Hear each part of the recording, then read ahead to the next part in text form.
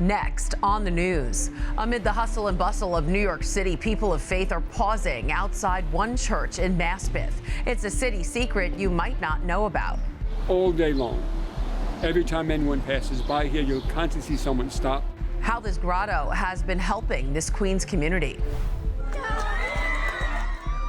A moment of celebration almost 2 months after a horrific shooting. The last hospitalized victim from Annunciation has finally been released. People are calling her story a miracle. Plus, a study found that a lot of people are not living out their faith outside the pews. It just seems like there's a disconnect between some of the aspects of our faith and others. But a new podcast out now is helping you turn religion into reality. I'm Christine Persichetti. Kurtz News starts right now.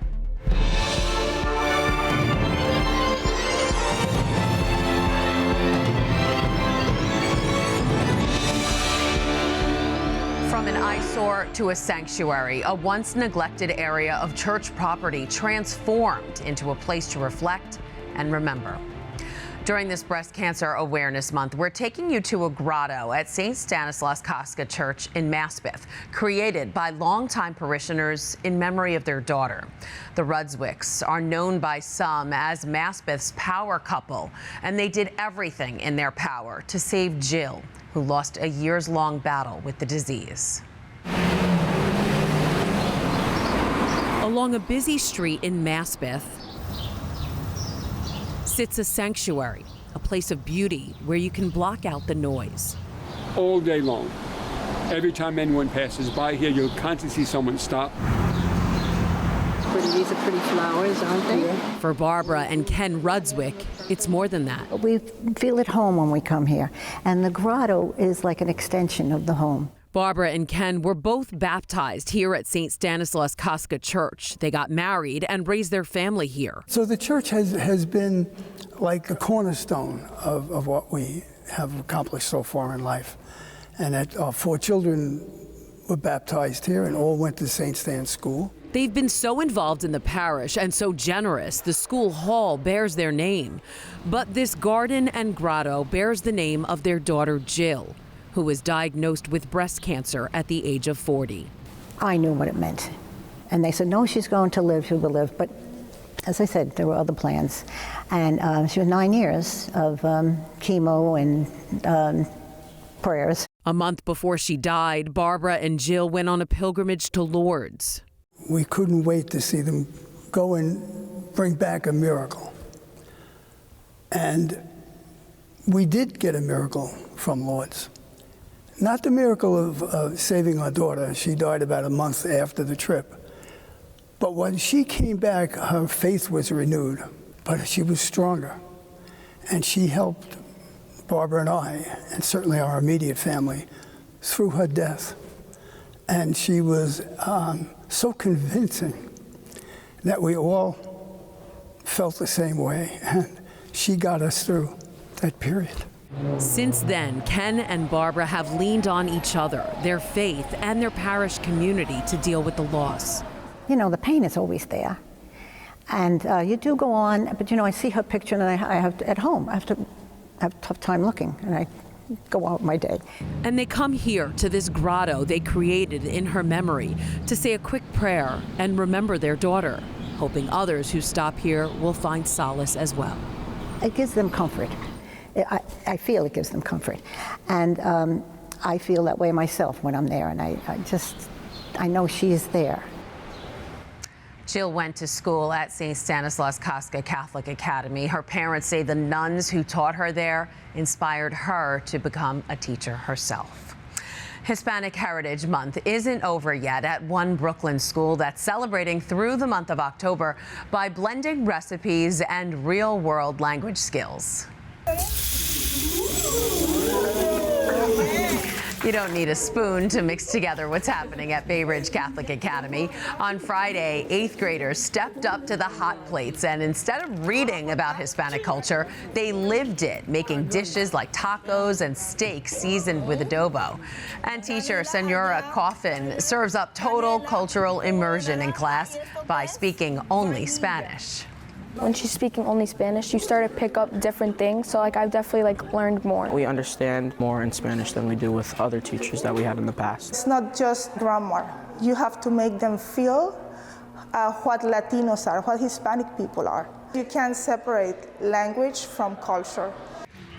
Each student is being graded on their food and how well they incorporated Spanish language into their cooking presentations.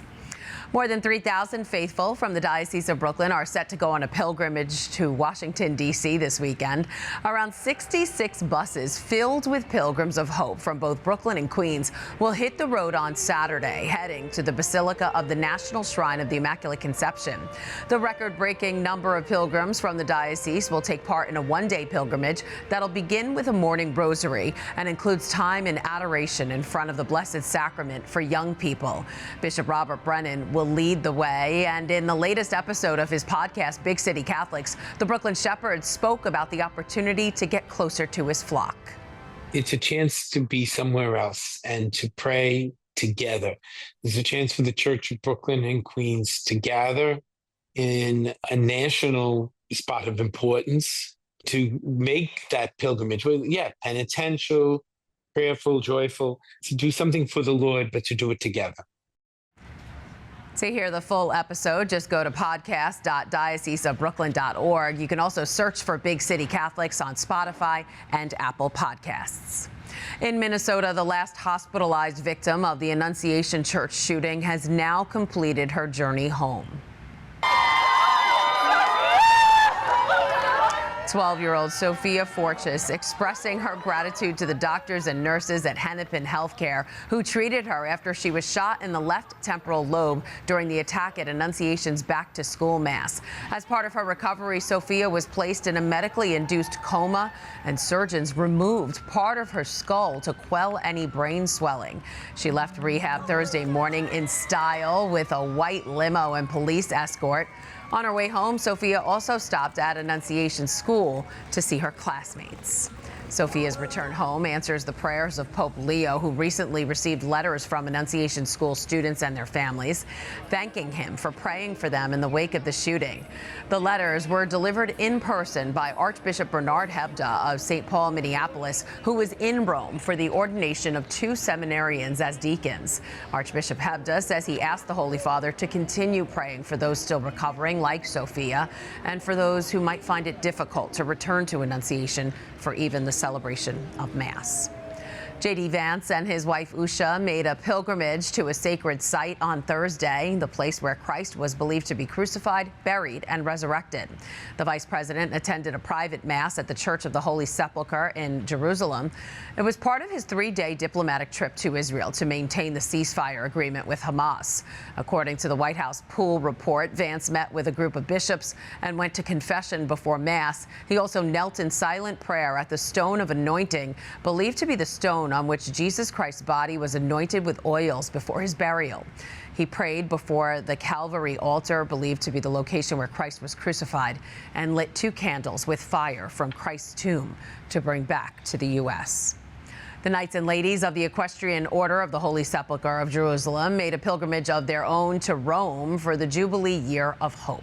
Nearly 4,000 knights and ladies of the oldest chivalric order in the world gathered at the Archbasilica of St. John Lateran, the Cathedral of Rome, where they completed their pilgrimage and celebrated Mass. Knight Enrico Venti says the institution works to support Christians with much-needed aid in the Holy Land. I've been part of it for 32 years now. The purpose of the order is to support the works in the Holy Land, which, at this particular moment, is clearly more appreciated. So for us, it's an honor and a pleasure to support the initiatives of Cardinal Pizzaballa, because that's what we do. The order is made up of 30,000 members and is present in more than 40 countries around the world. During a Jubilee celebration on Friday, Pope Leo sent this message to Catholics around the world. To be missionary, the synodal process, as Pope Francis reminded us on numerous occasions, is to help the Church fulfill its primary role in the world, which is to be missionary, to announce the gospel, to give witness to the person of Jesus Christ, in every part of the world, to the ends of the earth, in the words of the gospel, preaching, sharing, living what Jesus taught us. The Holy Father was speaking with representatives of the synodal teams from the 7 continents in St. Paul VI Hall. They all took part in the process, which began with listening sessions in churches around the world. The people of God expressed their thoughts on the future of the faith, which sparked a global discussion that eventually made its way to Rome with a document approved by Pope Francis.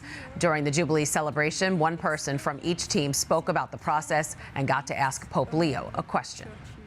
I think we can all agree parish life can keep us busy, whether you're a lector, a religious ed teacher, or even just a faithful parishioner who doesn't miss a mass. But ever wonder how you can be a full-time disciple? There's a new DeSales Media podcast that can help you, and joining us now are the hosts of the Religion to Reality podcast, Father John Grubowicz and Dave Plisky. Hi. Hey. Good to be here, Christine. Thanks for having us. Oh, so happy you're here. All right, Dave, before we get into all of the amazing guests you have lined up, let's go back to the beginning. I know Religion to Reality started as a webinar after DeSales Media, Currents News parent company, partnered with Vinia Research for a study that took a deep dive into discipleship. So what's the bottom line after reviewing all of those study results? Yeah, the bottom line is that people seem to be living these segmented lives, these compartmentalized lives, where they view their faith life as something that maybe happens on Sunday. They're happy to go to Mass, receive the sacraments, but not living other aspects of spirituality that we know and love. Like, for example, the corporal and spiritual works of mercy, feeding the homeless and sheltering, things like that. So it just seems like there's a disconnect between some of the aspects of our faith and others. Yeah, we're not just Catholic on Sunday. Father John, why make the change from a webinar to a podcast? Are you reaching more people this way? Well, I think that in the short answer, yes. I think that podcasts are far more accessible. People can listen to them very easily while they're on their commute, while they're working out. And so I think it's just one of these things where it's a very good way to get out content in a way that people easily access. Yeah, everybody loves their podcasts. All right, you've got some great guests coming up on the podcast. Priest entrepreneurs, screenwriters, authors, and podcasters like this one. Let's us, all of you who are listening, be leaders and trailblazers in authentic synodality.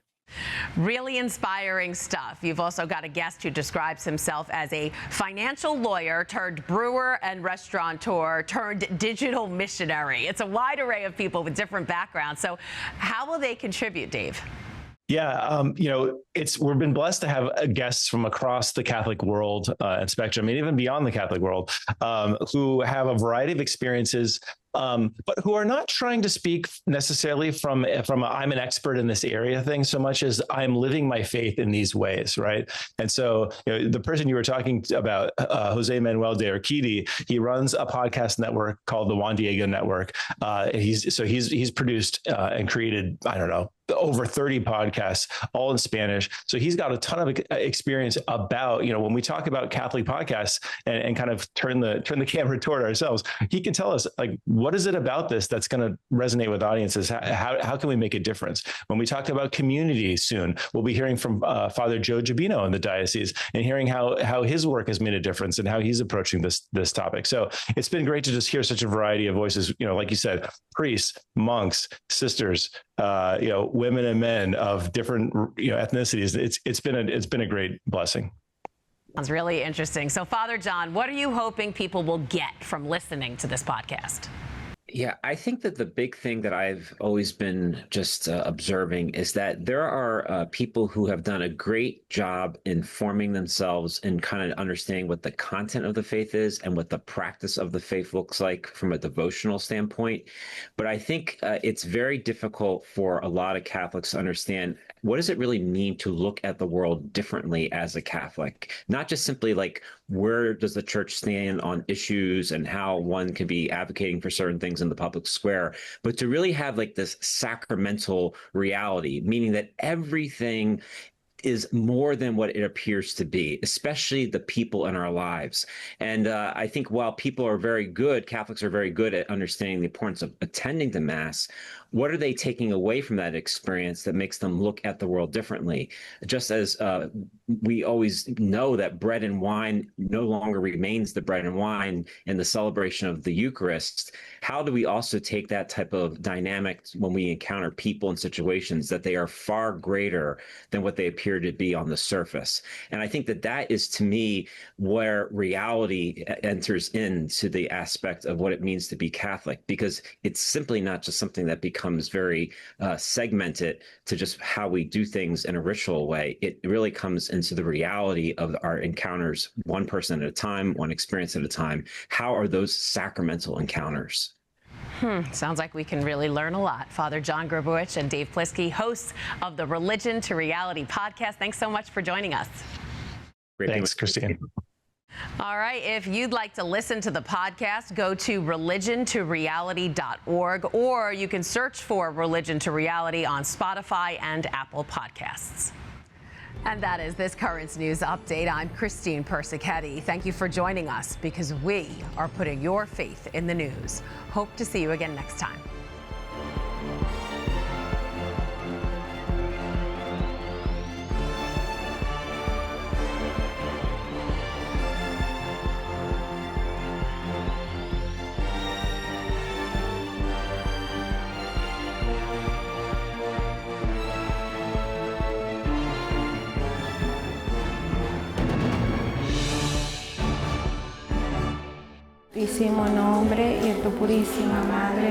A youth rosary movement that started with a dream, a vision of the Mother of God, prompting a parishioner at St. Michael's Church in Sunset Park to take action.